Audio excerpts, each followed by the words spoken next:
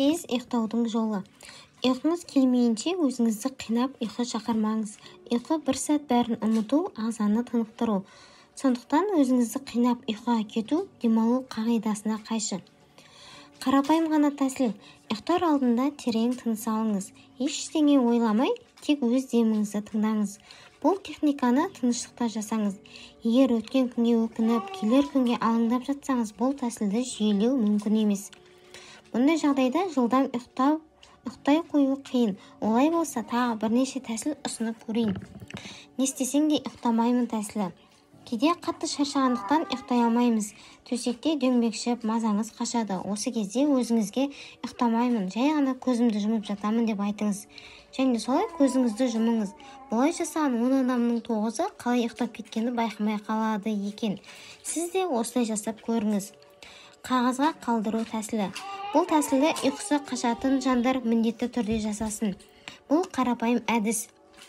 Сізді жылдам ұйықтатып қана қоймайды, ертеңгі күніңізді тиімді болуына пайдасы зор. Ертеңгі күні не істейтініңізді ойлап, ұйқы қашқанда не істеу керек? Жай ғана тұрыңызда бәрін күнделігіңізге қағаз бетіне түсіріңіз. Жазғаныңызды қайта оқымаңыз, қағаз бетінде қалдырыңыз. Бұлай жасау сізді мазалаған ойдан арылтып тыныштандырады. Күндізгі ұйқы. Мүмкіншілік болса, күндіз түстен кейін 10-20 минут мызғып алған пайдалы. Осылай жасаған адамның санасы сергек жүреді. Жапонияда жұмыс орнында отырып, тіпті метрода кетіп бара жатып, мызғып алу әдеті қалыптасқан. Ал күндізгі жарты сағаттық ұйқы инерция әсерін туғызуы мүмкін. Оянғанда мас адам сияқты біраз уақытқа дейін ұйқыңыз ашылмай, тіпті басыңыз ауырып, мең-зең күйде боласыз. 60 минут ұйықтаған адам көп жағдайда инерциялық күйде болады.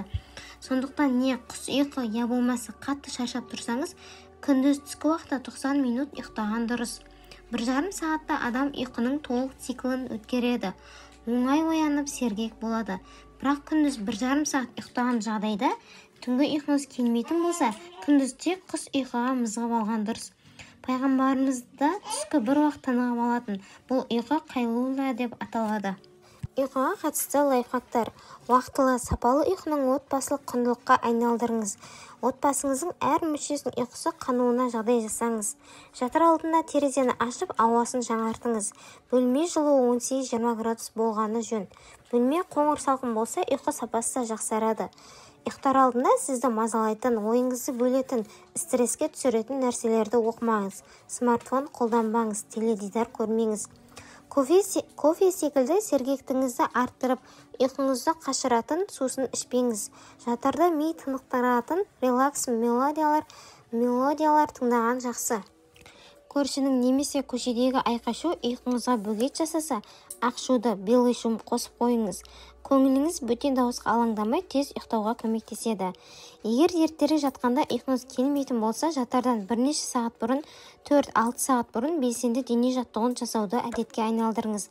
Жатарда 1-2 сағат бұрын аэробика, йога секілді денеңізді босататын жеңіл жаттығулар жасауға болады. Жатарда жылы душқа түсіңіз. Ұйықтар алдында күндізгі жақсы істеріңізді, жетістіктеріңізді ойлаңыз. Мүмкіндігінше Алла берген сол күнгі нығметтер мен жақсылықтарды еске түсіріп, күнделігіңізге әрқайсысын жеке-жеке жазыңыз және арнайы алғыс айтып шүкір етіңіз. Бұл сізді керемет сезімге бөлейді әрі ғажайып шабыт береді. Ұйықтар алдында сізді ренжіткен, көңіліңізге қаяу салған адамдардың бәрін кешіріп, сана мен жүрегіңізді реніштен тазалап жатыңыз. Ұйқыңыз келмесе, мұрынмен баяу әрі терең тыныс алып, асықпай сыртқа шығарыңыз, ішіңізбен демалыңыз. Осылай 5 минут тыныс алсаңыз, ұйқыңыз тезірек келеді. Егер бір шешімге келе алмай қиналсаңыз, ұйықтау арқылы тынығып алыңыз. Зерттеушілердің сөзіне сенсек, ұйқы кезінде миымыз қиын проблемаларды шешумен айналысады. Ұйықтап тұрған соң бір шешімге келу оңай. Күн мен түн. Алла тағала күндізді тіршілік, түнді тынығу үшін жаратқан. Құранда ұйқыларыңды демалып тынығу үшін жараттым. Сол үшін түнді жарыққа перде еттім, ал күндізді тіршілікке ыңғайлы етіп жарық қылдым делінген. Адам жаратылысы осы күн мен түннің ауысу заңдылықтарына сай реттелген.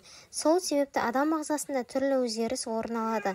Мысалы, адам бойында сіздің ұйықтап ояну ритміңізді реттейтін, дене температурасын төмендетіп, ағзаларыңызды тыныштандыратын мелатонин атты гормон бар. Бұл гормон қараңға түскенде домалақ бездерге түзіледі. Таңға жуық мелатонин синтезі қысқарады. Керісінше, жарық түскен сайын қанда кортизол деңгейі көтеріледі. Бұл гормон бізді ұйқыдан оятып, сергітеді. 90 минуттық жарық қан құрамындағы мелатонин деңгейінің азаюына ықпал етеді. Нәтижесінде сіз зорға ұйықтайсыз әрі нашар тынығасыз. Тіпті қан қысымыңыздың бұзылуы мен қант ауруына шалдығу мүмкіндігі артады. Сондықтан күндіз бөлмеңіз жарық болуын қадағалаңыз. Мүмкіндігінше табиғи жарық түсуіне жағдай жасаңыз. Ал ұйықтар алдында бөлме жарығын барынша баяулатыңыз. Жатын бөлмеге арналған жарығы төмен шам қолданыңыз. Жатарда смартфон, телевизор көрмегеніңіз дұрыс. Жатын бөлмеде теледидар болмасын. Төсеңізге смартфонды жақындатпаңыз.